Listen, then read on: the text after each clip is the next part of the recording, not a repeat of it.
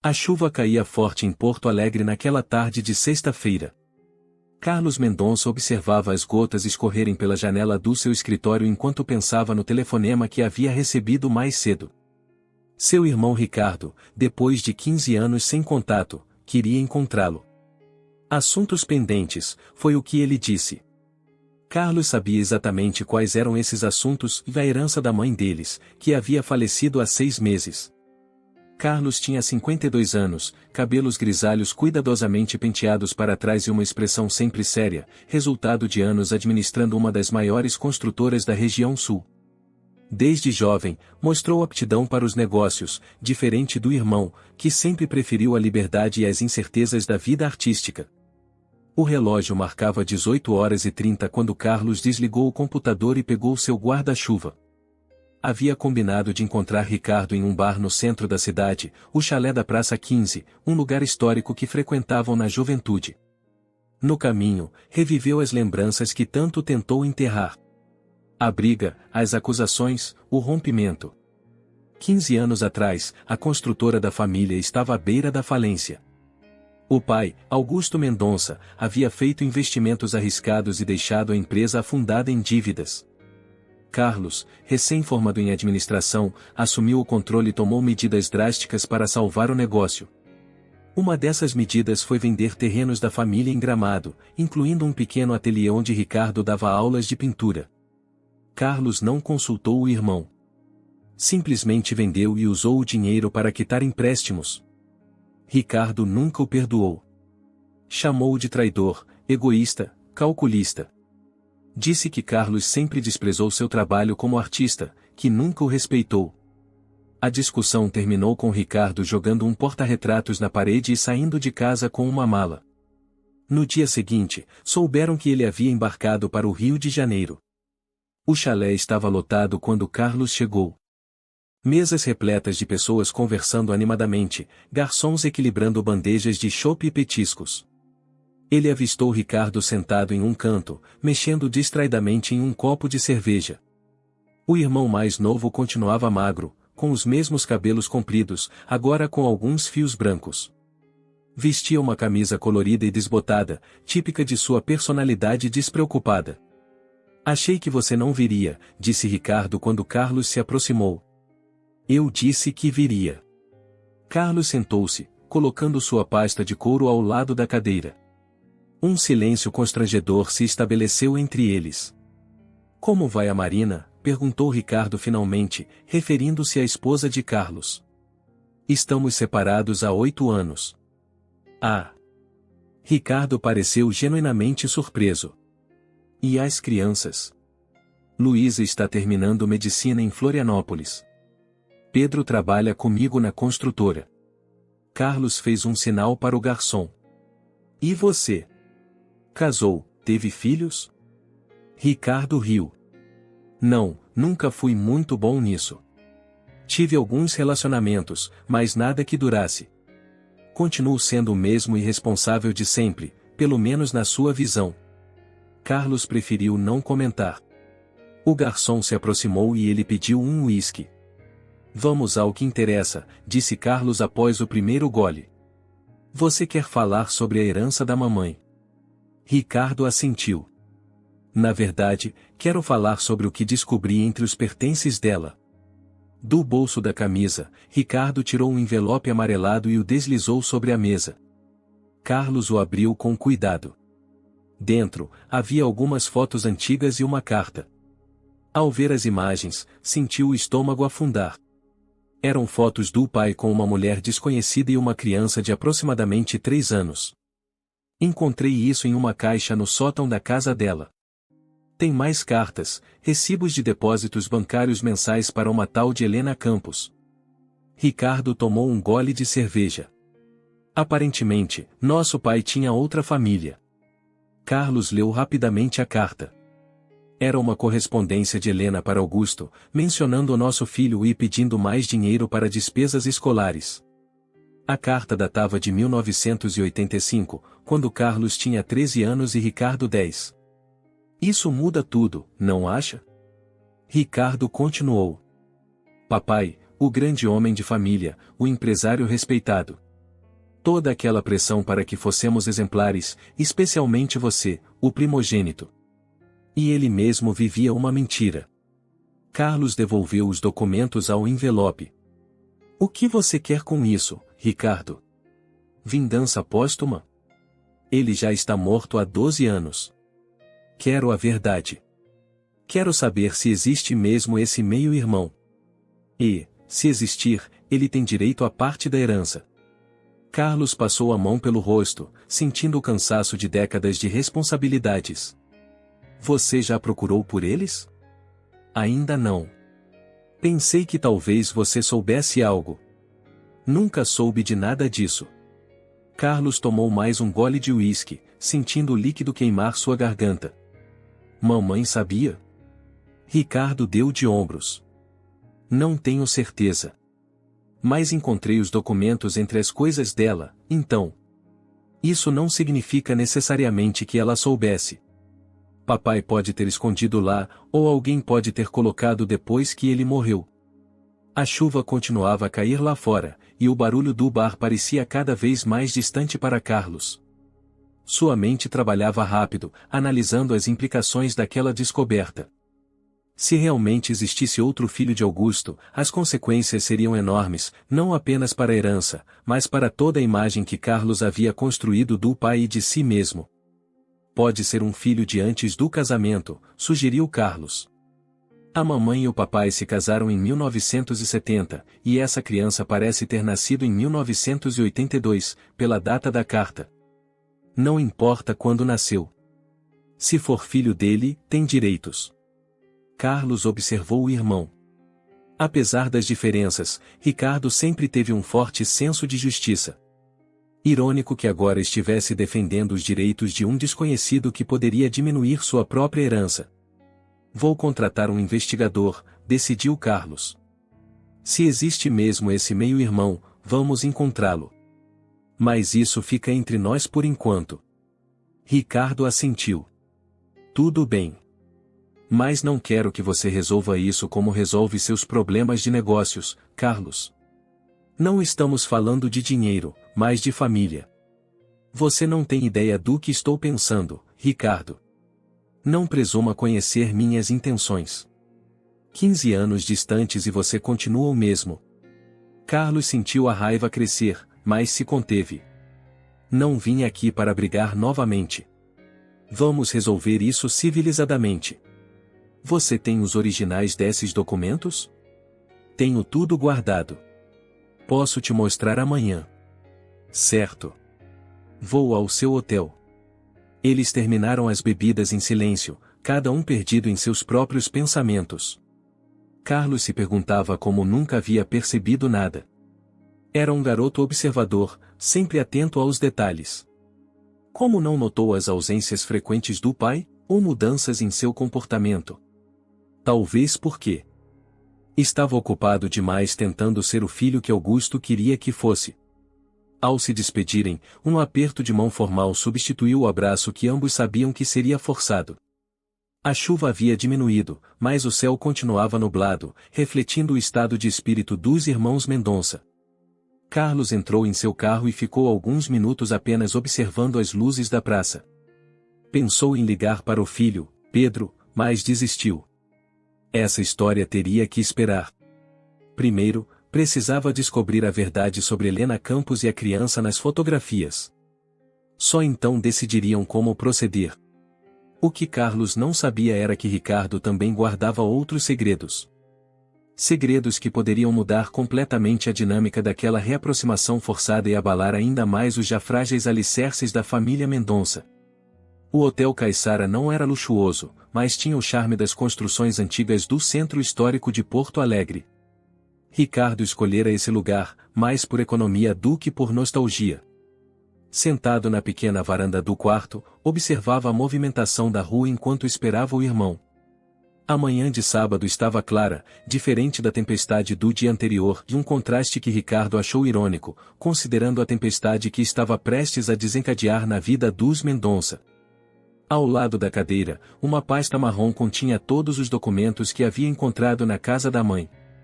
Não apenas as fotos e a carta que mostrará a Carlos, mas outras evidências de uma vida paralela mantida pelo pai durante anos.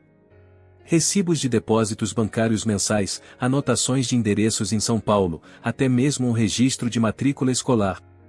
Helena Campos não era apenas um caso passageiro de Augusto Mendonça, mas uma relação estável que durou pelo menos até a adolescência da criança. A campainha tocou pontualmente às 10 horas.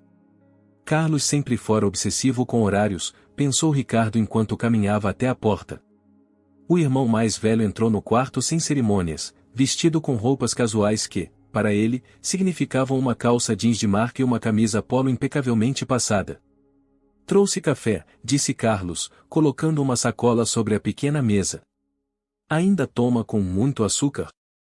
Ricardo sorriu surpreso. Sim. Não acredito que você lembra disso. Algumas coisas não se esquecem. Eles sentaram-se à mesa e Ricardo espalhou os documentos que havia separado. Carlos examinou cada um meticulosamente, como fazia com contratos importantes. Seu rosto permanecia impassível, mas os dedos tamborilando na mesa denunciavam seu nervosismo. Pelo que vejo aqui, ele manteve contato até pelo menos 1998, comentou Carlos, olhando um recibo de transferência bancária. Isso foi apenas 2 anos antes de morrer. Como nunca desconfiamos. Ricardo deu de ombros. Papai sempre viajava a trabalho. Lembra como mamãe reclamava disso? Agora sabemos que nem todas eram realmente viagens de negócios. Carlos continuou examinando os documentos até parar em um envelope ainda lacrado. O que é isso? Não sei. Encontrei junto com o restante, mas não tive coragem de abrir. Tem o nome dela, Helena. Carlos abriu o envelope com cuidado. Dentro havia uma carta escrita à mão e uma pequena chave. É uma carta da mamãe para Helena, disse Carlos, surpreso após ler as primeiras linhas. Ricardo se inclinou para a frente, incrédulo. Como assim? Mamãe sabia? Carlos leu a carta em voz alta. Helena, se você está lendo isto, significa que não estou mais aqui. Durante anos, fingi não saber sobre você e Daniel. Fingi para preservar meus filhos e também meu orgulho. Augusto me confessou tudo pouco antes de morrer, pedindo perdão, mas o perdão é algo que nunca consegui dar completamente. Depois que ele se foi, contratei alguém para descobrir onde vocês estavam. Não por vingança, mas porque precisava entender. Vi fotos suas com Daniel e percebi que Augusto realmente amava vocês. Isso doeu, mas também me fez compreender que ninguém é apenas uma coisa na vida. A chave que envio abre um cofre no Banco Meridional, Agência Centro. Há algo lá que pertence a Daniel por direito. Não é dinheiro, e isso Augusto já providenciou em seu testamento secreto, e mais algo de valor sentimental que ele gostaria que o filho tivesse. Não procurei vocês em vida porque não teria forças para esse encontro. Mas agora, que a verdade seja conhecida. Meus filhos, Carlos e Ricardo, não sabem de nada. Cabe a você decidir se quer contatá-los. Com respeito, Elisa Mendonça. Um silêncio pesado tomou conta do quarto. Ricardo levantou-se e caminhou até a janela, tentando processar o que acabará de ouvir. Testamento secreto? Mamãe sabia o tempo todo? As palavras saíram quase como um sussurro. E o que tem nesse cofre? Carlos dobrou cuidadosamente a carta. Precisamos ir ao banco. Quanto antes resolvermos isso, melhor. Não é tão simples, Carlos. Existe um meio-irmão nosso por aí. Um irmão que papai escolheu amar enquanto nos cobrava a perfeição. Não sente raiva? Carlos levantou-se, encarando o irmão. O que você quer que eu diga, Ricardo? Que estou furioso. Que me sinto traído. Claro que estou. Passei minha vida inteira tentando ser como ele, administrando aquela maldita empresa como ele queria, sacrificando meu casamento, mal vendo meus filhos crescerem. E agora descubro que ele levava uma vida dupla. A explosão de Carlos surpreendeu Ricardo. Em todos os anos de convivência, raramente vira o irmão perder o controle. E tem mais, Carlos, disse Ricardo após um momento de hesitação. Tem algo que não te mostrei ontem. Ricardo abriu uma gaveta e tirou um envelope menor. De lá, retirou uma fotografia antiga. Nela, estavam Helena, a criança chamada Daniel e, surpreendentemente, Elisa, a mãe deles. Onde você conseguiu isso? Perguntou Carlos, empalidecendo. Estava escondida em um livro de receitas da mamãe. Pela data no verso, foi tirada em 1990. Olhe a expressão dela, Carlos. Não é de quem acabou de descobrir uma traição. É de cumplicidade. Carlos examinou a foto atentamente. As 3 pessoas sorriam para a câmera em frente a um parquinho. Parecia uma reunião amigável, quase familiar. Está sugerindo que mamãe não apenas sabia, mas e convivia com eles? Ricardo assentiu. Pensei muito nisso ontem à noite. E se não fosse exatamente uma traição? E se fosse algum tipo de acordo? Carlos balançou a cabeça, incrédulo. Isso é loucura. Mamãe nunca aceitaria algo assim. Não conhecíamos nossos pais tão bem quanto pensávamos, Carlos. Essa é a verdade. O telefone de Carlos tocou, quebrando momentaneamente a tensão. Era Pedro, seu filho, perguntando sobre uma reunião marcada para segunda-feira. Carlos respondeu brevemente e desligou. Pedro não pode saber disso ainda, disse Carlos, guardando o telefone. Nem Luísa. Primeiro precisamos entender o que realmente aconteceu. Concordo. Eles já idealizavam o avô. Demais. Essa história destruiria a imagem que tem dele. Carlos voltou a examinar os documentos, tentando encontrar mais pistas. Aqui tem um endereço em São Paulo, de 2003. A mãe morreu há 6 meses, então é possível que essa Helena ainda mora lá. E o filho, Daniel, deve ter uns 40 anos agora. Vamos precisar encontrá-los. Carlos começou a organizar os papéis. Podemos ir ao banco na segunda-feira, e depois contratar um investigador para localizar Helena e Daniel. Ricardo hesitou. Na verdade, eu já os encontrei. Carlos parou o que estava fazendo, encarando o irmão com uma mistura de surpresa e irritação. Como assim? Não foi difícil. O nome completo dela é Helena Campos Silveira. Ela trabalha como professora universitária na USP, Departamento de Literatura. Daniel Campos Mendonça é engenheiro civil, casado, tem 2 filhas pequenas. Vivem em São Paulo. Você fez toda essa investigação sem me contar? A voz de Carlos tinha um tom acusatório. Precisava entender primeiro, Carlos. Você sempre toma as rédeas de tudo, decide o que é melhor para todos. Desta vez, queria ter minhas próprias conclusões antes. Carlos respirou fundo, contendo a irritação. E eles sabem sobre nós. Não os contatei, se é o que está perguntando. Apenas os localizei. Mas algo me diz que eles sabem sim. Daniel usa o sobrenome Mendonça abertamente. Carlos ficou em silêncio por alguns instantes, processando tudo. Uma família secreta, um meio-irmão, a mãe que aparentemente sabia e talvez até convivesse com a amante do marido. Era demais para assimilar de uma vez. Vamos ao banco na segunda, decidiu finalmente. Depois, acho que devemos ir a São Paulo. Pessoalmente. Ricardo assentiu. E enquanto isso? Enquanto isso, vamos almoçar. Tem um restaurante aqui perto que faz um galeto como aquele que comíamos em Caxias, lembra? A menção à cidade onde passavam férias na infância pegou Ricardo de surpresa. Por um momento, viu no irmão mais velho o mesmo Carlos de antes, quando a vida era mais simples e os conflitos se resumiam a disputas por brinquedos. Lembro sim. Aquele com batata frita e maionese caseira. Carlos esboçou um sorriso cansado. Esse mesmo. Vamos. Depois voltamos para continuar isso. Enquanto caminhavam para o restaurante, um silêncio confortável se estabeleceu entre eles. As revelações haviam abalado as fundações do que acreditavam ser sua história familiar, mas também criaram um novo ponto em comum: ambos eram filhos de uma mentira, vítimas de um segredo guardado por décadas. E, Talvez pela primeira vez em muitos anos, estavam verdadeiramente unidos por algo mais forte que o ressentimento. A segunda-feira amanheceu com uma fina garoa em Porto Alegre. Carlos passou no hotel para buscar Ricardo, e juntos seguiram para o Banco Meridional. O prédio neoclássico imponente no centro da cidade guardava muito mais que dinheiro e guardava segredos que estavam prestes a vir à tona. Na recepção, Carlos apresentou a carta de Elisa e a pequena chave. O gerente, um homem de meia-idade chamado Maurício, reconheceu imediatamente o nome Mendonça e os conduziu pessoalmente até a sala dos cofres. Sua mãe manteve este cofre por muitos anos, comentou Maurício enquanto caminhavam pelo corredor austero. Vinha aqui regularmente, sempre sozinha. Carlos e Ricardo trocaram olhares.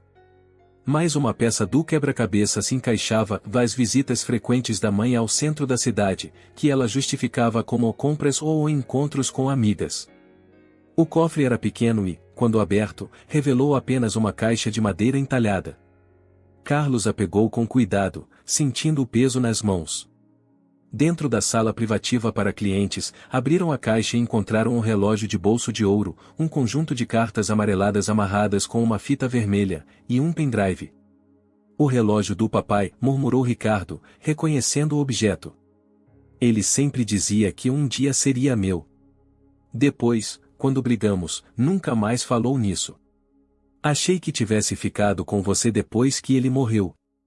Carlos balançou a cabeça. Nunca o vi após o enterro. Imaginei que tivesse sido enterrado com ele. O relógio tinha uma inscrição na parte interna da tampa, para meu filho Daniel, o tempo sempre nos unirá. Seu pai, Augusto. Ricardo passou os dedos pela gravação. Então era para ele desde o início.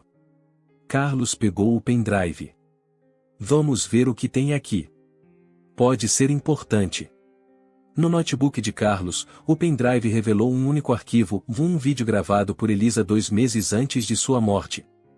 Os irmãos assistiram em silêncio a mãe, visivelmente debilitada pelo câncer, sentada em sua poltrona favorita na sala de estar da casa onde cresceram. Carlos, Ricardo, meus filhos, começou Elisa no vídeo. Se estão vendo isso, significa que encontraram as cartas e descobriram sobre Helena e Daniel. Sei que devem estar confusos e magoados, talvez até com raiva de mim e de seu pai. Tem todo o direito de sentir isso. Mas antes de julgarem, quero que saibam toda a verdade. Elisa explicou que conhecera Helena em 1980, quando Augusto já estava envolvido com ela. Em vez de romper o casamento, os três chegaram a um acordo em comum. Augusto dividiria seu tempo entre as duas famílias, com a condição de que nenhum dos filhos soubesse da existência do outro. Para o mundo exterior, manteriam as aparências de famílias convencionais. Não foi fácil, nem era o que eu sonhava para minha vida, continuou Elisa. Mas amava seu pai de uma forma que vocês talvez não compreendam. E com o tempo, desenvolvi uma amizade com Helena. Fomos 3 pessoas tentando encontrar felicidade em uma situação imperfeita. Carlos pausou o vídeo, incapaz de continuar assistindo. Seu rosto estava pálido, e suas mãos tremiam ligeiramente. Isso é loucura, disse ele, levantando-se abruptamente. Como puderam nos enganar assim durante toda a vida? Ricardo permaneceu sentado, olhando fixamente para a imagem congelada da mãe na tela. Para proteger a todos, aparentemente. Ou talvez para proteger a si mesmos da vergonha e do julgamento. Retomaram o vídeo. Elisa continuou explicando que, nos últimos anos de vida de Augusto, ele queria revelar tudo e unir as famílias, mas ela resistiu, temendo o impacto sobre os filhos. Quando ele morreu repentinamente, o segredo permaneceu. Hoje, vejo que foi um erro, confessou Elisa. Vocês mereciam saber a verdade. Daniel merecia conhecer seus irmãos. Após a morte de seu pai, passei a encontrar Helena e Daniel ocasionalmente. Observei de longe o homem que Daniel se tornou, e sinto orgulho dele, como se fosse um pouco meu também. As lágrimas escorriam pelo rosto de Ricardo, enquanto Carlos mantinha uma expressão dura, quase impenetrável. Peço que procurem Helena e Daniel, concluiu Elisa. Não por mim, nem por seu pai, mas por vocês mesmos. Há uma parte da história de Vocês que está incompleta. E Daniel tem direito a esse relógio que seu pai sempre quis que ele tivesse. Amo vocês, meus filhos. Espero que um dia possam compreender e perdoar. O vídeo terminou, deixando um silêncio pesado na pequena sala. Carlos fechou o notebook com mais força que o necessário. Isso explica por que o testamento dela dividia tudo igualmente entre nós, comentou Ricardo após um tempo. Ela queria compensar o fato de que papai deixou tudo para nós e nada para Daniel. Carlos pegou a caixa com o relógio e as cartas. Vamos. Já sei o suficiente por hoje. Deixaram o banco em silêncio. No carro, Ricardo finalmente falou o que estava pensando: precisamos ir a São Paulo. Agora mais do que nunca. Carlos deu a partida no carro. Vou adiar algumas reuniões e podemos ir amanhã. Já reservei passagens, confessou Ricardo. Para amanhã cedo. Esperava que concordasse. Carlos lançou um olhar irritado ao irmão, mas não discutiu. E o que pretende dizer quando chegarmos lá? Olá, somos seus irmãos que você nunca conheceu, trouxemos um relógio? Ricardo sorriu tristemente. Mais ou menos isso. Temos que começar de algum lugar, não? Na manhã seguinte, embarcaram para São Paulo. O voo de pouco mais de 1 hora foi silencioso, cada um imerso em seus próprios pensamentos. Carlos tinha avisado em casa e no trabalho que estaria fora por alguns dias, lidando com assuntos familiares urgentes. Não era exatamente uma mentira. Em São Paulo, alugaram um carro e seguiram para o endereço de Helena em Pinheiros, um bairro arborizado na zona oeste da cidade. A casa era simples, mas bem cuidada, com um pequeno jardim na frente. E agora? Perguntou Carlos, estacionando do outro lado da rua. Ricardo respirou fundo. Agora batemos na porta e nos apresentamos. Isso é loucura. Deveríamos ter ligado antes. Para quê? Para dar chance deles recusarem nos receber? Ricardo já estava abrindo a porta do carro. Vamos, Carlos. Não viemos até aqui para desistir na porta. Relutante, Carlos o seguiu. Pararam em frente ao portão, e Ricardo tocou a campainha. Após alguns momentos, uma mulher de aproximadamente 65 anos apareceu na porta. Tinha cabelos grisalhos presos em um coque simples e olhos vivos e inteligentes. Mesmo sem nunca tê-la visto pessoalmente, Carlos reconheceu Helena das fotografias. Pois não? Perguntou ela, aproximando-se do portão. Ricardo tomou a iniciativa. Helena Campos? Meu nome é Ricardo Mendonça, e este é meu irmão, Carlos. Somos filhos de Augusto Mendonça. O rosto da mulher empalideceu visivelmente. Ela olhou de um para o outro, como se visse fantasmas. Meu Deus, murmurou finalmente. Vocês são idênticos a ele. Um silêncio constrangedor seguiu-se. Helena pareceu recuperar a compostura e abriu o portão. Entrem, por favor. Acho que essa conversa está muitos anos atrasada. A sala da casa estava repleta de livros e plantas. Fotos de família decoravam as paredes, e Carlos não pôde deixar de notar várias imagens de um menino crescendo, e Daniel, e algumas incluindo Augusto. Era estranho ver o pai em momentos que nunca compartilhou com eles, sorrindo, parecendo relaxado e feliz. Daniel não está aqui, disse Helena, como se lesse seus pensamentos. Mora no Morumbi com a família. Não sei se estão prontos para conhecê-lo ainda. Na verdade, viemos trazer algo que pertence a ele, disse Ricardo, tirando a caixa do relógio da mochila. Nossa mãe, Elisa, deixou isso para ele. Helena pegou a caixa com mãos trêmulas. Elisa, murmurou. Senti muito quando soube que ela havia partido. Era uma mulher extraordinária. A senhora conhecia bem? Perguntou Carlos, incapaz de esconder a tensão na voz. Helena indicou o sofá, convidando-os a sentar. Acho que vocês descobriram mais do que apenas a existência de Daniel, não é? Encontraram o vídeo que Elisa gravou. Ricardo assentiu. Encontramos tudo. As cartas, as fotos, o vídeo. Sabemos do arranjo que vocês tinham. Helena serviu o café, suas mãos ainda tremendo ligeiramente. Foi uma situação incomum, eu sei. Provavelmente estão nos julgando duramente agora. Mas éramos jovens, apaixonados, e tentando fazer o melhor que podíamos com a situação. Por que nunca nos contaram? Perguntou Carlos, sua voz mais dura do que pretendia. Por que deixar que descobríssemos só agora, depois que ambos se foram? Helena suspirou.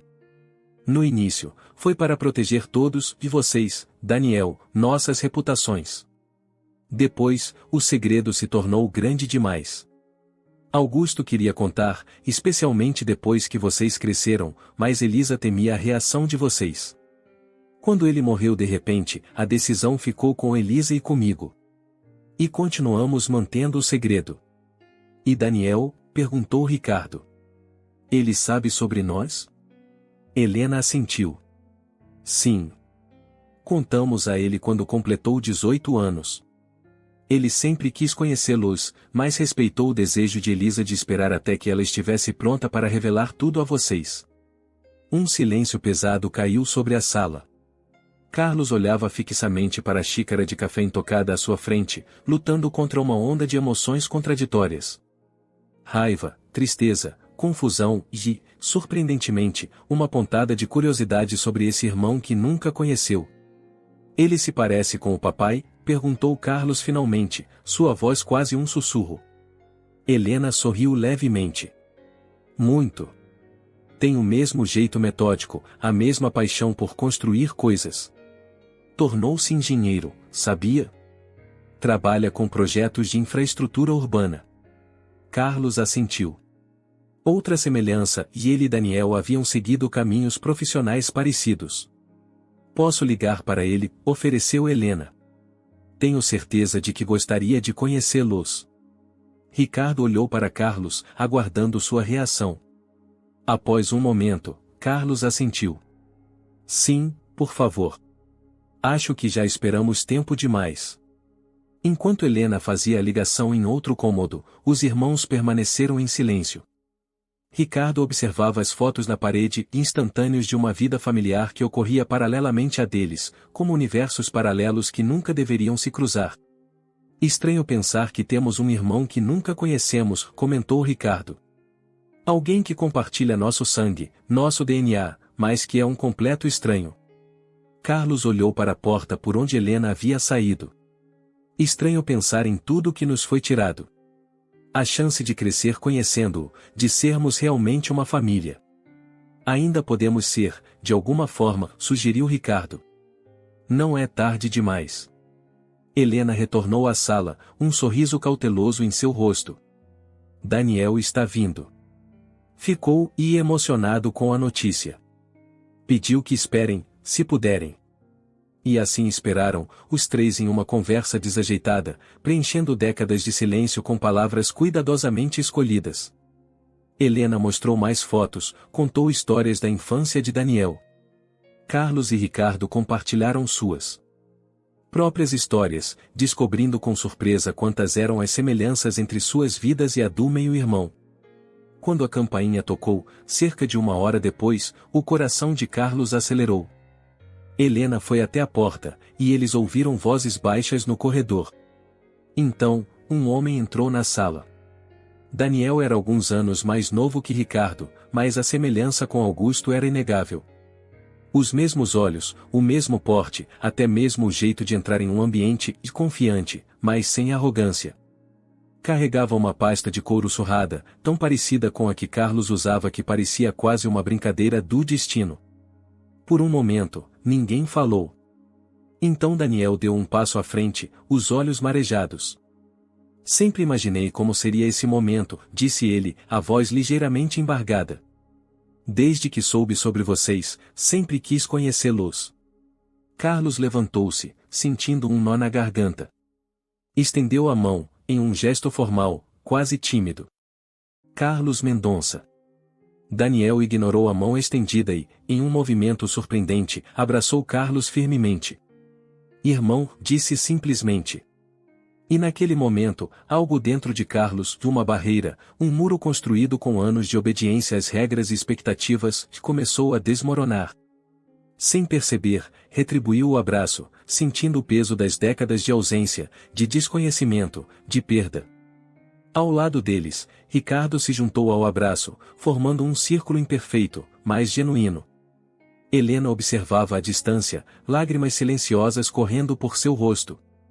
3 homens, 3 vidas separadas por segredos e convenções, finalmente se encontrando. Não era um final feliz e era apenas o começo de uma jornada complicada. Haveria ressentimentos a superar, explicações a dar, tempo perdido impossível de recuperar. Mas naquele momento, havia esperança. E talvez, pensou Carlos enquanto se afastava do abraço e olhava nos olhos do irmão que acabará de conhecer, talvez isso fosse suficiente para começar. Aquela tarde na casa de Helena se estendeu até o anoitecer. Os 3 irmãos sentaram-se na varanda dos fundos, onde uma jabuticabeira carregada lembrava Daniel de sua infância, quando o pai trazia frutas direto do pé. Helena preparou um jantar simples de arroz, feijão, bife acebolado e uma salada caprichada. Comida de família, sem pretensões. Durante a refeição, as histórias fluíram mais facilmente, ajudadas por uma garrafa de vinho tinto que Daniel buscou em sua adega pessoal. Papai sempre trazia este mesmo vinho quando vinha nos visitar, comentou Daniel, servindo os irmãos. Dizia que era o único que prestava na faixa de preço que o não doía no bolso ou ponto. Carlos sorriu com a lembrança. Ele dizia exatamente a mesma coisa para nós. E mamãe sempre reclamava que ele gastava com vinho, mas economizava em tudo mais. Era estranho e reconfortante ao mesmo tempo, descobrir esses pequenos paralelos entre suas vidas separadas. Como se, apesar de tudo, Augusto tivesse sido consistente em algumas coisas. Helena se recolheu cedo, deixando os 3 irmãos à vontade. Daniel, que trabalhava em um grande escritório de engenharia em São Paulo, havia cancelado todos os compromissos daquele dia ao receber a ligação da mãe. Falei para minha esposa, Camila, que vocês estavam vindo, disse ele, quando ficaram a sós. Ela está ansiosa para conhecê-los. As meninas também, principalmente Júlia, a mais velha. Tem 12 anos e está na fase de querer saber tudo sobre a família. Você contou a elas sobre nós antes? Perguntou Ricardo, curioso. Daniel assentiu. Sempre souberam que tenho 2 irmãos que nunca conheci. Júlia até fez uma árvore genealógica para um trabalho da escola e incluiu vocês. A professora achou que ela estava inventando. Carlos, que até então mantivera uma certa reserva, sentiu algo mudar dentro de si. A imagem de uma sobrinha que nunca conhecera incluindo-o em sua árvore genealógica o tocou profundamente. Temos que falar com Pedro e Luísa também, disse ele, referindo-se aos próprios filhos. Vão ter um choque, mas têm direito de saber. Ricardo, que não tinha filhos, observava a interação dos 2 irmãos com interesse. Havia algo de Carlos em Daniel e a mesma postura séria ao falar de trabalho, o mesmo jeito de franzir a testa ao pensar.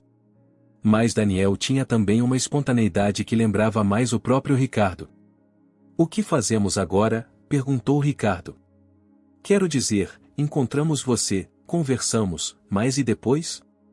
Voltamos para Porto Alegre e mantemos contato por telefone? Isso não parece suficiente depois de tantos anos. Daniel olhou para os 2 irmãos mais velhos. Gostaria de conhecer Porto Alegre. Nunca estive lá, embora papai falasse muito da cidade. E quero conhecer meus sobrinhos, se vocês permitirem. Claro, respondeu Carlos imediatamente. Pode ficar em minha casa. Tenho espaço de sobra desde que Marina se mudou. E quanto à herança? Perguntou Daniel, abordando o assunto que pairava sobre eles. Mamãe me contou que vocês descobriram tudo por causa de documentos encontrados entre os pertences da sua mãe. Havia algo sobre um testamento? Carlos e Ricardo trocaram olhares. Não tinham certeza sobre como Daniel reagiria ao assunto. Encontramos indícios de que papai deixou algo para você em um testamento separado, explicou Carlos. Mas ainda não localizarmos esse documento. Você sabe de alguma coisa? Daniel balançou a cabeça. Papai garantiu minha educação e ajudou financeiramente até eu me formar. Depois, recusei qualquer ajuda. Queria construir minha vida por mérito próprio. Nunca mencionou testamento ou herança. E quanto à construtora? Perguntou Ricardo. Afinal, é o negócio da família. Tecnicamente, você teria direito a uma parte. Daniel pareceu desconfortável. Não estou interessado em reivindicar nada. Tenho minha carreira estabelecida, minha família está bem. Não preciso disso. Carlos observou o meio-irmão com admiração crescente. Tinha passado a vida inteira administrando a empresa que herdara, muitas vezes se sentindo mais obrigado que realizado. E agora, diante dele, estava alguém que tinha o mesmo sangue, a mesma formação profissional, mas que escolhera seu próprio caminho. A construtora não está mais com a família de qualquer forma, comentou Carlos. Vendi para um grupo paulista há 5 anos. Pedro trabalha lá como diretor, mas é apenas um funcionário como os outros. Foi a melhor decisão para todos. Daniel pareceu aliviado. Isso facilita as coisas. Mas ainda gostaria de saber mais sobre a vida de vocês, sobre nosso pai. Há tantos espaços em branco para preencher. Passaram as horas seguintes compartilhando mais histórias. Carlos contou sobre como o pai o pressionara a assumir a construtora desde jovem, sacrificando seus próprios sonhos de ser arquiteto. Ricardo falou sobre a ruptura com a família, os anos vivendo no Rio de Janeiro como professor de artes, as dificuldades financeiras que enfrentou por se recusar a pedir ajuda. Daniel, por sua vez, contou como crescerá com as visitas esporádicas do pai, sempre curtas demais, sempre terminando com a promessa de "eu em breve voltarei". As pessoas na escola me chamavam de um filho do desconhecido, lembrou Daniel. Inventei tantas histórias para explicar as ausências dele. Que era piloto, que trabalhava em plataformas de petróleo, que era agente secreto. A verdade nunca pareceu uma opção. Já passava da meia-noite quando Carlos olhou para o relógio. Precisamos descansar. Amanhã podemos continuar essa conversa. Daniel os levou até o hotel onde haviam reservado quartos. No caminho, passaram pelo escritório onde trabalhava, de um edifício moderno no centro financeiro de São Paulo. Estamos desenvolvendo um projeto de habitação popular em Heliópolis, explicou ele, apontando para o prédio.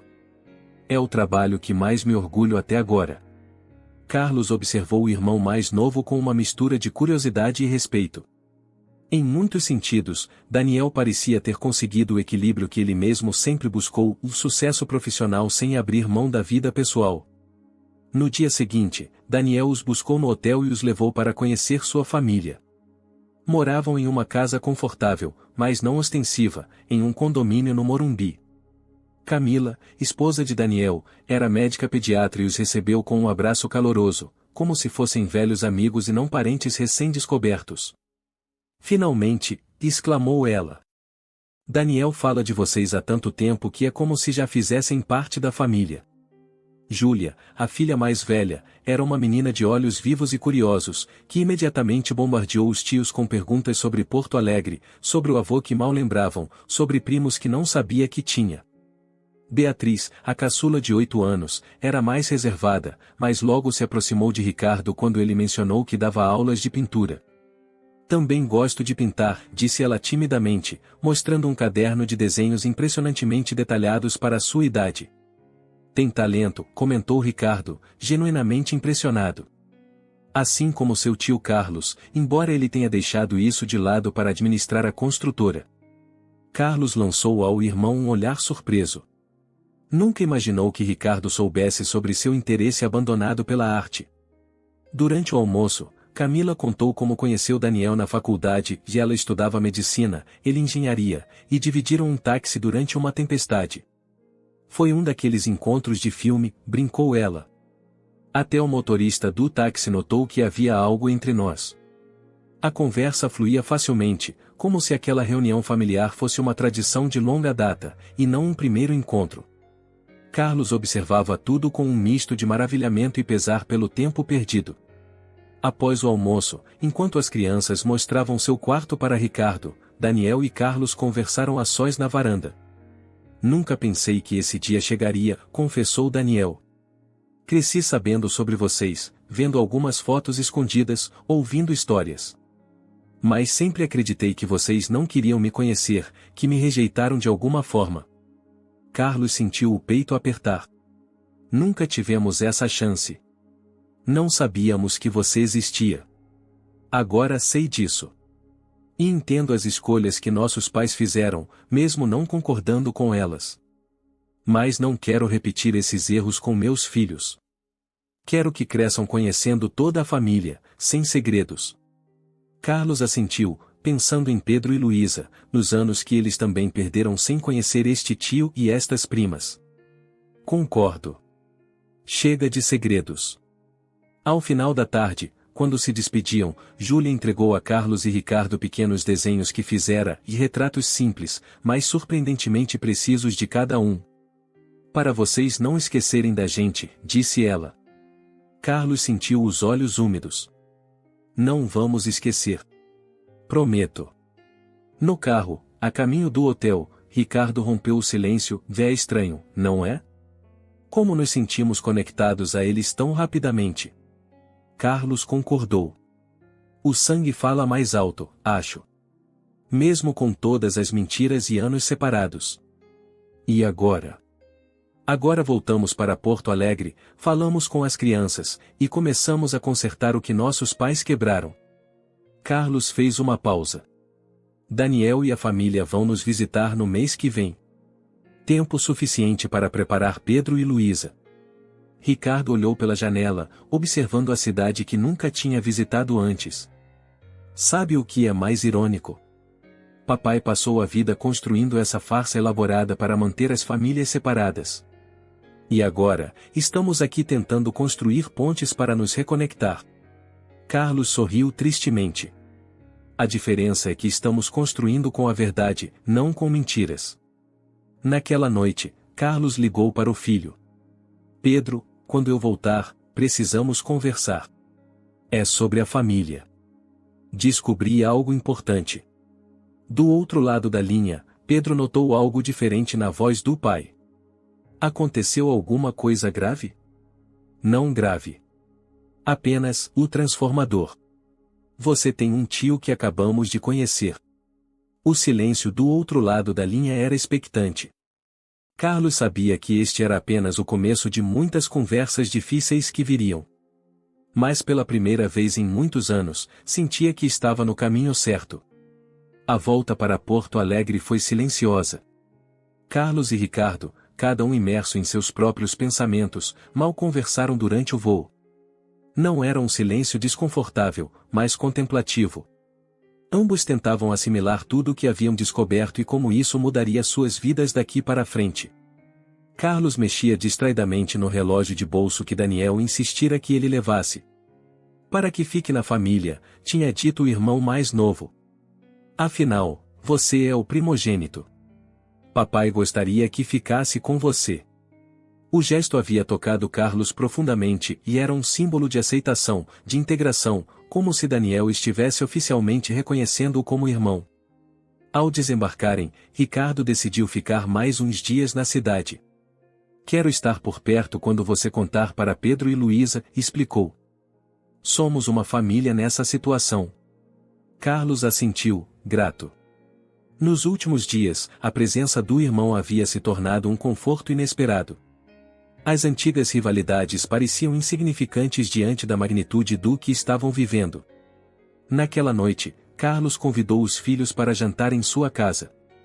Pedro, de 28 anos, chegou primeiro.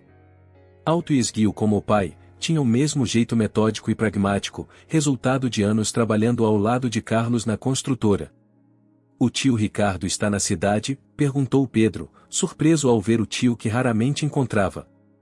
Estou de passagem, respondeu Ricardo, apertando a mão do sobrinho. Assuntos de família. Luísa chegou pouco depois. Aos 26 anos, estava no último ano de residência médica em Florianópolis e tinha viajado. Especialmente para o jantar após o telefonema enigmático do pai. Diferente do irmão, tinha a personalidade expansiva e o sorriso fácil da mãe. Então, pai, Qual é o grande mistério? Perguntou ela depois de abraçar o pai e o tio. Seu telefonema me deixou preocupada. Durante o jantar, Carlos manteve a conversa em temas neutros, do trabalho de Pedro, os estudos de Luísa, a nova exposição que Ricardo estava preparando.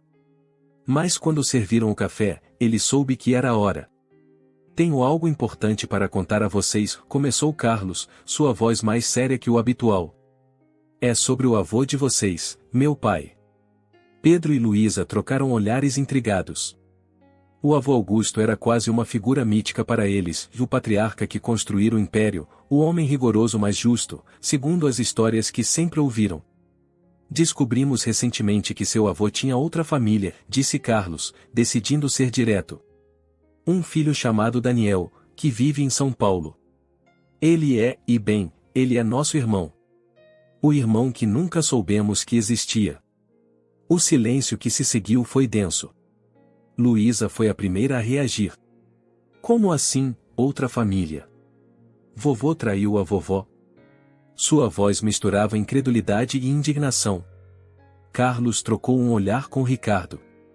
Como explicar o complicado arranjo sem fazer seus pais e avós parecerem pessoas completamente diferentes do que os netos sempre acreditaram? É mais complicado que isso, interveio Ricardo. Parece que sua avó sabia. Que todos os adultos envolvidos e consentiram, de certa forma.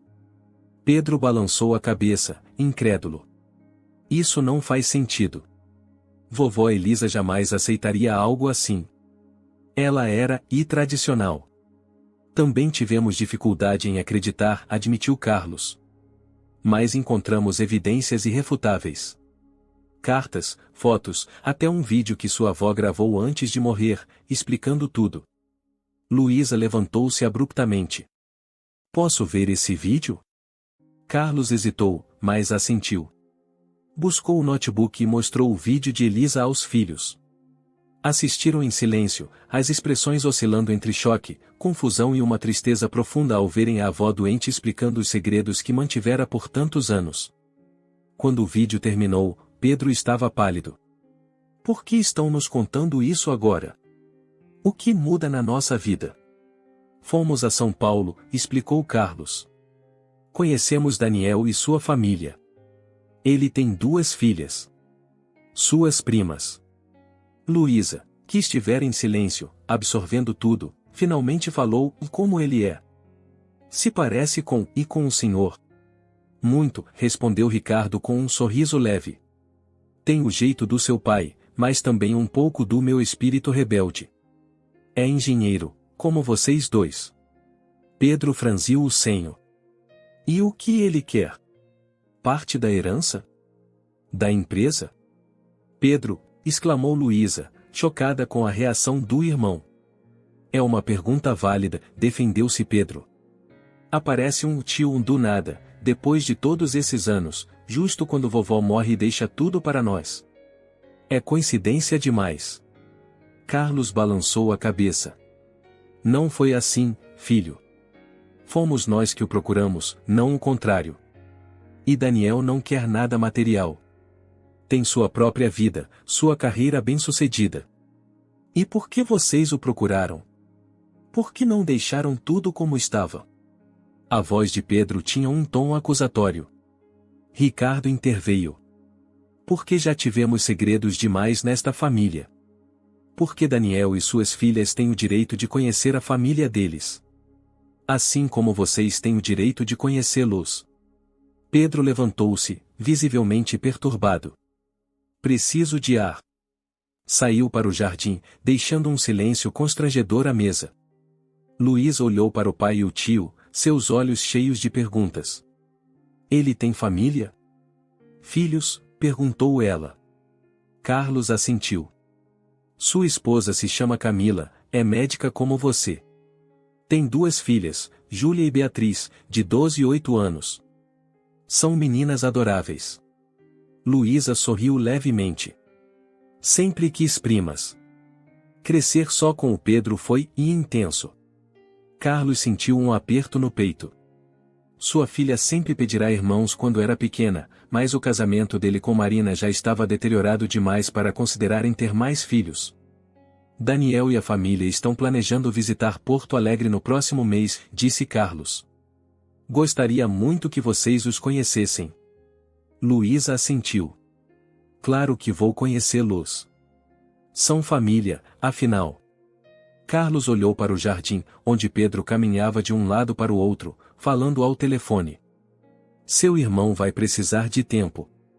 Pedro é muito apegado às tradições, à imagem da família perfeita, comentou Luísa. Isso abala tudo que ele acreditava. Vou falar com ele, ofereceu Ricardo, levantando-se. No jardim, Ricardo encontrou Pedro sentado em um banco de pedra, olhando para o céu estrelado. Estava falando com a mãe? Perguntou Ricardo, sentando-se ao lado do sobrinho. Pedro assentiu. Ela ficou chocada, como era de se esperar. Disse que sempre desconfiou que vovô tinha alguém. Mas nunca imaginou que vovó soubesse, muito menos que aceitasse. Ricardo suspirou. As pessoas são complicadas, Pedro. Especialmente dentro de um casamento. Sua avó amava muito seu avô. E talvez tenha encontrado uma forma de mantê-lo sem perdê-lo completamente. Isso não justifica. Ele viveu uma mentira. Todos vocês viveram. Sim, e foi errado. Ninguém está dizendo o contrário. Mas agora temos a chance de fazer diferente. De construir algo honesto a partir das ruínas dessa mentira. Pedro olhou para o tio. Por que o senhor está tão tranquilo com isso? Pensei que, de todos, seria o mais revoltado. Sempre foi o mais passional. Ricardo riu. Talvez eu esteja ficando velho e sábio. Ou talvez só esteja cansado de guardar rancor. Conhecer Daniel me fez perceber quanto tempo perdemos com essas brigas familiares. Ele é um bom homem, Pedro. Acho que vocês se dariam bem. Pedro não respondeu imediatamente. Olhou para a casa onde crescerá, para as janelas iluminadas onde seu pai e sua irmã conversavam. Como isso afeta a construtora? Juridicamente, ele teria direito à parte dela? Ricardo sorriu tristemente. Sempre o homem de negócios. Seu pai vendeu a construtora há 5 anos, lembra? E Daniel deixou claro que não tem interesse financeiro nenhum nisso tudo. Só quer conhecer a família. E acredita nele? Acredito. Você também acreditaria se o conhecesse. Pedro ficou em silêncio por algum tempo. Vou tentar, disse finalmente. Não prometo mais que isso. Quando voltaram para dentro, Luísa estava no sofá folheando um álbum de fotos antigas com Carlos. Ele apontava para uma foto em particular.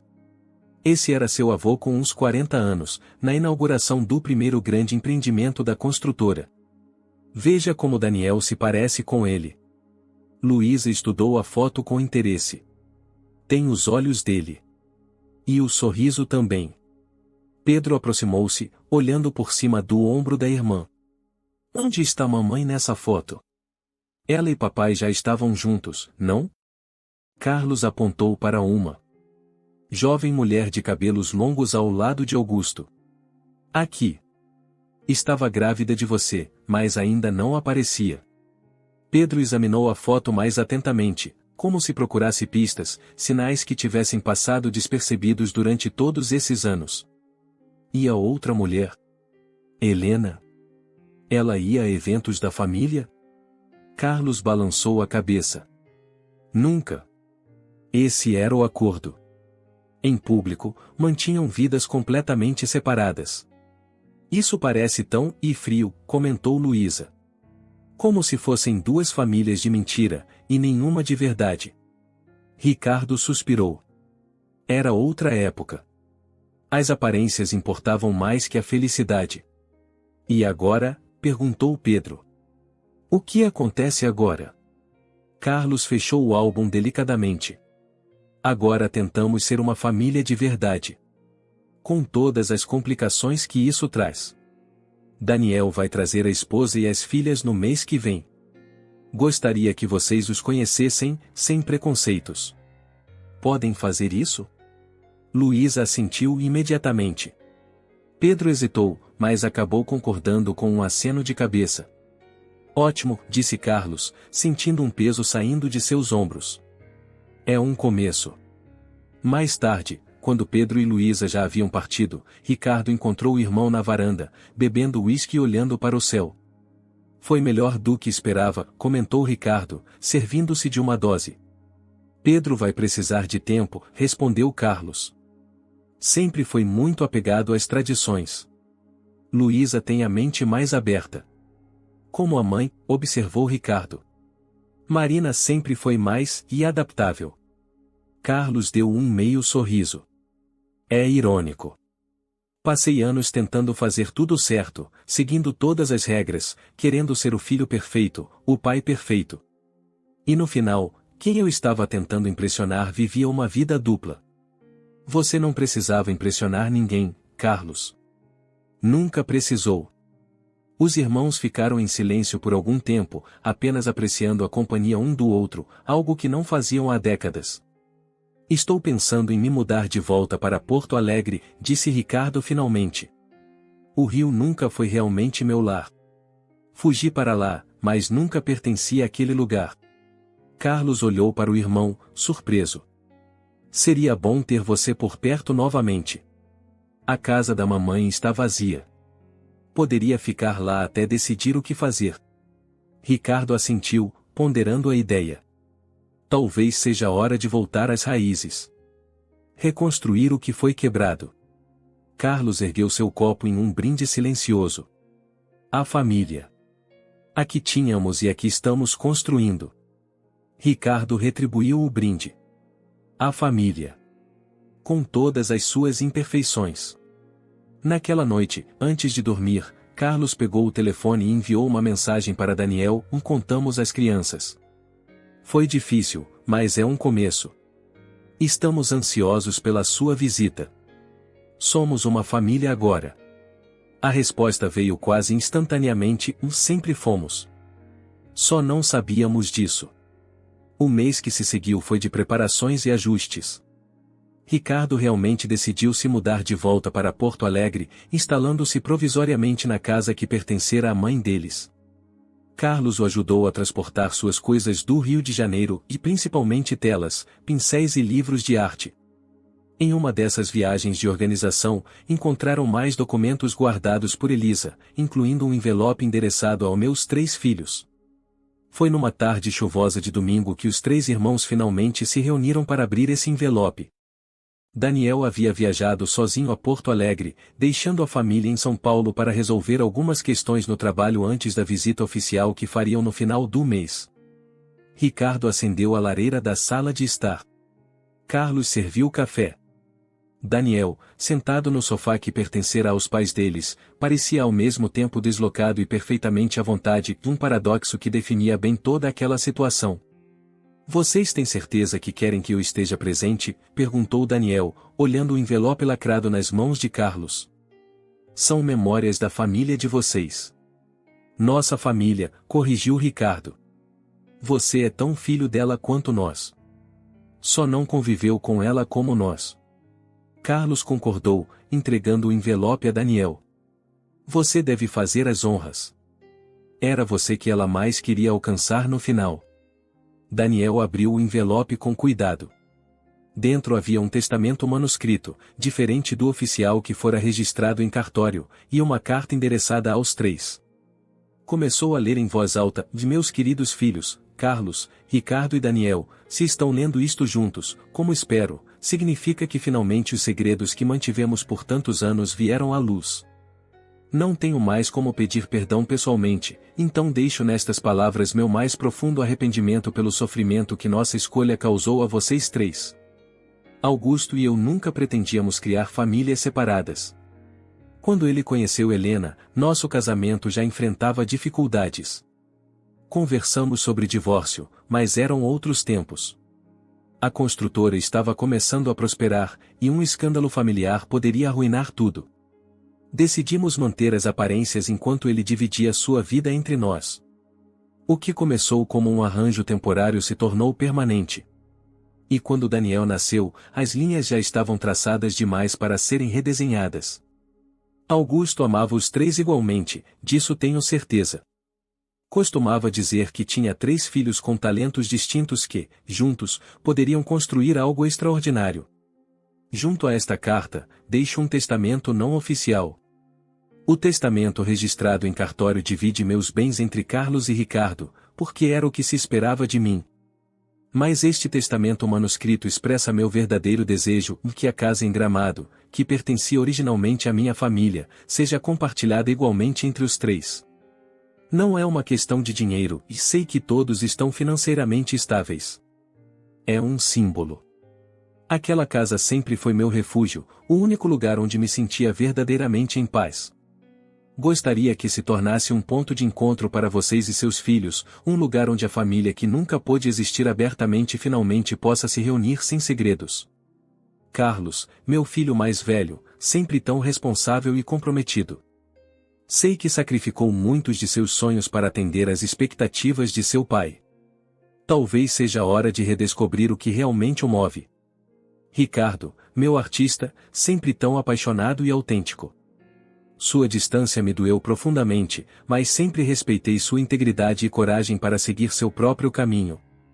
Daniel, filho que conheci tarde demais. Observei sua vida de longe, através das histórias de Helena e das poucas vezes que nos encontramos. Sinto muito por não ter tido a coragem de derrubar os muros que nos separavam enquanto ainda havia tempo. O maior erro de nossas vidas foi pensar que podíamos compartimentalizar o amor, dividi-lo em espaços separados e impermeáveis. O amor não funciona assim. Ele transborda, rompe barreiras, encontra frestas. Espero que vocês 3 possam compreender isso e construir algo melhor do que nós conseguimos. Com amor eterno, Elisa Mendonça. Quando Daniel terminou de ler, o silêncio tomou conta da sala. Ricardo enxugou discretamente uma lágrima. Carlos olhava fixamente para o fogo na lareira.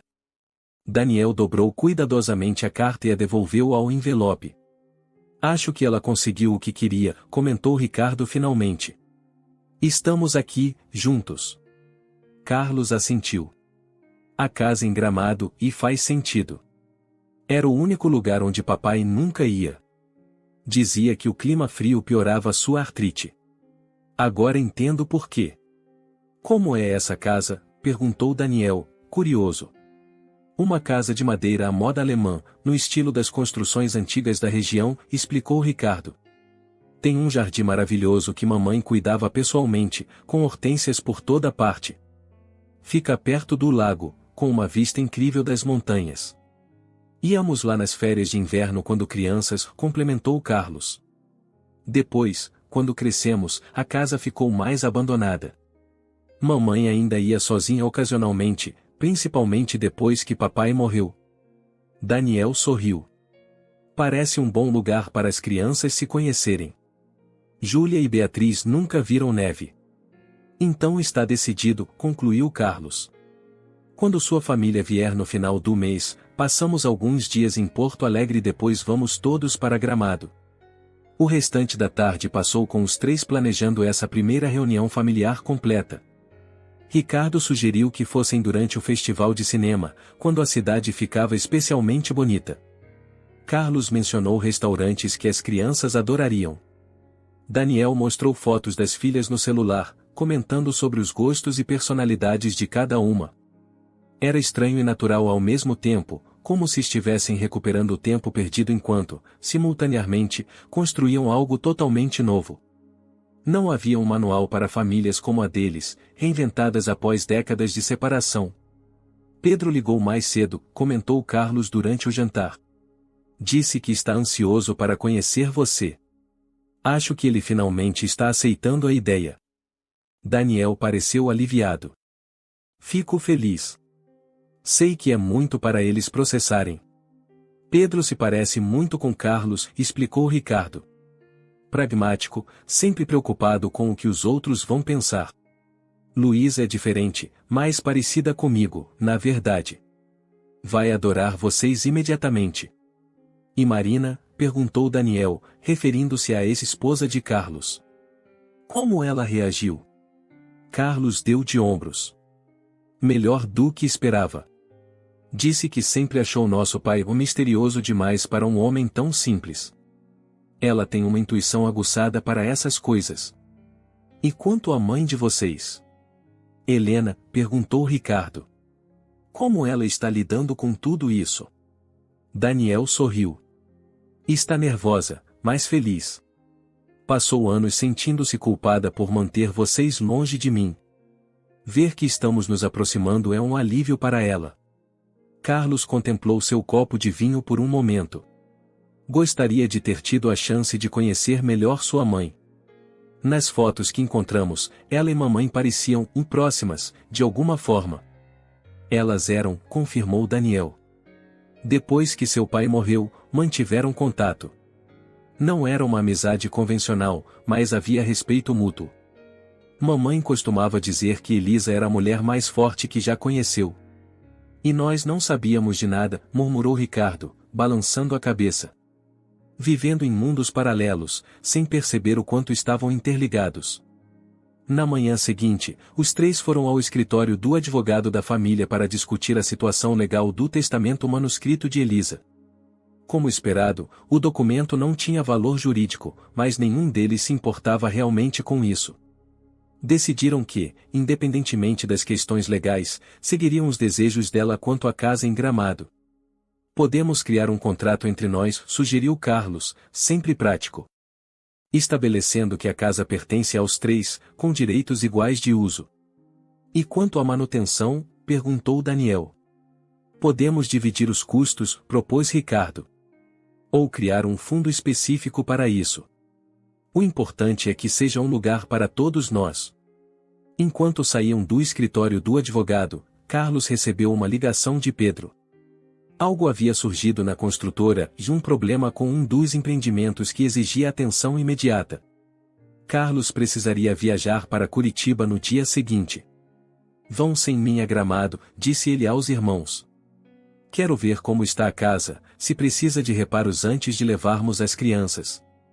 Ricardo e Daniel concordaram.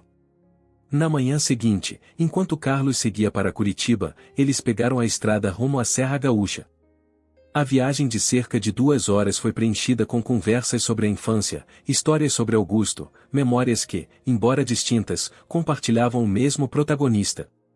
A casa em Gramado estava como Ricardo lembrava, charmosa, acolhedora, com um ar de cartão postal europeu. O jardim estava mal cuidado, as hortênsias precisando de poda, mas a estrutura da casa continuava sólida. Dentro, móveis antigos cobertos por lençóis brancos davam um ar fantasmagórico ao lugar.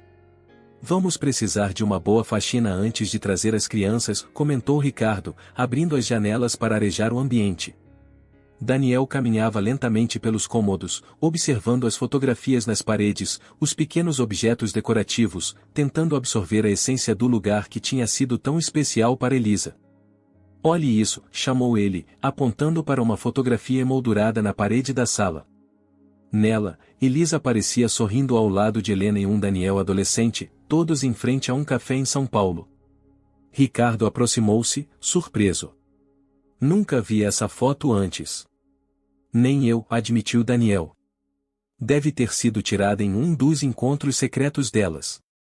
Continuaram explorando a casa, descobrindo pequenos tesouros e cartas guardadas em gavetas, fotografias escondidas em livros, evidências discretas de uma conexão que existia há muito mais tempo do que imaginavam. No quarto principal, encontraram um diário de Elisa, cuidadosamente guardado em uma caixa de madeira entalhada. Daniel hesitou. Devemos ler? Parece uma invasão de privacidade. Ricardo refletiu por um momento. Acho que ela queria que encontrássemos. Caso contrário, teria destruído. Concordaram em folhear apenas algumas páginas, respeitando a intimidade de Elisa mesmo após sua morte. As entradas revelavam uma mulher complexa, dividida entre o amor pelo marido e a dor da traição, que gradualmente evoluiu para uma aceitação incomum e, eventualmente, uma amizade genuína com Helena. Ela era muito mais forte do que imaginávamos, comentou Ricardo, fechando o diário com reverência. Naquela noite, sentados na varanda da casa, observando as luzes da cidade ao longe, Ricardo e Daniel compartilharam mais histórias, preenchendo as lacunas de décadas de separação. Sabe o que é mais estranho? Comentou Daniel. Não me sinto como se tivesse acabado de conhecer vocês. É como se sempre tivéssemos sido irmãos, só que à distância. Ricardo sorriu. Talvez seja o sangue. Ou talvez sejam todas as histórias que ouvimos sobre um pai em comum, mesmo que de perspectivas diferentes. O telefone de Daniel tocou e era Camila, perguntando sobre os preparativos para a viagem familiar. Enquanto ele conversava com a esposa, Ricardo enviou uma mensagem para Carlos, atualizando-o sobre o estado da casa e anexando algumas fotos. A resposta veio rapidamente: parece melhor do que esperava. Vou providenciar uma equipe de limpeza para a semana que vem. Está tudo bem por aí? Ricardo digitou: melhor do que imaginava. Encontramos algumas surpresas interessantes. Daniel se sente em casa. É estranho como tudo isso parece ao mesmo tempo surreal e absolutamente normal. Carlos respondeu com uma única frase: assim são as famílias, suponho. Complicadas, imperfeitas, e no final, tudo o que temos. Ricardo sorriu para o telefone. Seu irmão sempre fora econômico com as palavras, mas quando se expressava, ia direto ao ponto. Daniel encerrou a ligação e voltou para a varanda. Camila e as meninas estão animadas com a viagem. Júlia já está pesquisando tudo sobre Gramado. Carlos vai enviar uma equipe para limpar tudo na semana que vem, informou Ricardo. Até lá, teremos que improvisar se quisermos dormir aqui. Daniel observou o céu estrelado, mais visível ali na Serra do que na cidade grande. Não me importo. Já passei por situações piores. O importante é estarmos aqui, finalmente. Ricardo assentiu, seguindo o olhar do irmão para as estrelas. Acho que mamãe e papai ficariam felizes. Apesar de todos os erros, acho que no fundo era isso que queriam, e que um dia nos encontrássemos, que a família estivesse completa. Mesmo que eles mesmos nunca tenham conseguido realizar isso, completou Daniel. Especialmente por isso, concluiu Ricardo. Às vezes os filhos conseguem o que os pais apenas sonharam. Na manhã seguinte, enquanto tomavam café em uma padaria local, Ricardo recebeu uma mensagem de Luísa: tio, soube que você e Daniel estão em Gramado. Estou de folga no hospital hoje. Posso encontrar vocês aí? Estou curiosa para conhecer meu tio. Ricardo mostrou a mensagem a Daniel, que sorriu animado. Claro. Diga que estamos esperando. Algumas horas depois, Luísa chegou. O encontro foi mais natural do que qualquer um deles poderia ter esperado. Ela abraçou Daniel sem hesitação, como se o conhecesse há anos. Conversaram sobre medicina e a especialidade dela, a esposa médica dele, e logo estavam rindo e compartilhando histórias como velhos amigos. Você é exatamente como imaginei quando papai e tio Ricardo descreveram você, comentou Luísa, enquanto caminhavam pelo centro da cidade. É engraçado como o DNA fala alto. Tenho certeza que Pedro também vai sentir isso quando conhecer você. Espero que sim, respondeu Daniel. Sei que ele está mais hesitante. Luísa fez um gesto de descarte com a mão. Pedro sempre foi assim. Preocupado com convenções, com o que os outros vão pensar. Mas tem um bom coração. Vai acabar cedendo. Passaram o dia juntos, explorando a cidade, conversando sobre a família, fazendo planos para a visita maior que aconteceria em breve. A facilidade com que Luísa aceitou Daniel parecia um bom presságio. À noite, quando Carlos ligou para saber como tinha sido o dia, Ricardo não conseguiu esconder o otimismo: se todos se derem tão bem quanto Luísa e Daniel, seremos a família mais bem-sucedida da história das famílias complicadas. Carlos riu do outro lado da linha. Uma família é uma construção diária, Ricardo. Temos muito trabalho pela frente. Sempre o construtor. Provocou Ricardo. Sempre, concordou Carlos. Depois de uma pausa, acrescentou: mas desta vez, estamos construindo algo que vale a pena. Algo que durará além de nós.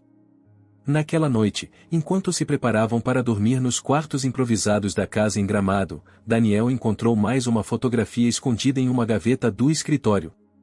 Nela, Augusto jovem segurava 3 bebês diferentes, de Carlos, Ricardo e Daniel, em épocas distintas, mas montados lado a lado em uma colagem cuidadosamente feita à mão.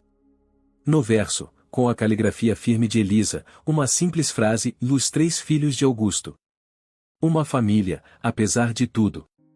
Daniel mostrou a fotografia a Ricardo, que ficou em silêncio por alguns instantes.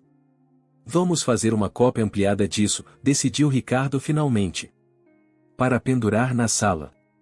Será a primeira coisa que todos verão quando a família inteira estiver aqui. Daniel concordou, guardando a fotografia com cuidado. Um novo começo, baseado na verdade. E construído com o que há de melhor em cada um de nós, completou Ricardo. Lá fora, a primeira neve da temporada começava a cair sobre gramado, cobrindo o jardim abandonado com um manto branco e puro. Um novo ciclo se iniciava para a família Mendonça, de não perfeito, não sem cicatrizes, mas honesto e promissor como nunca antes havia sido.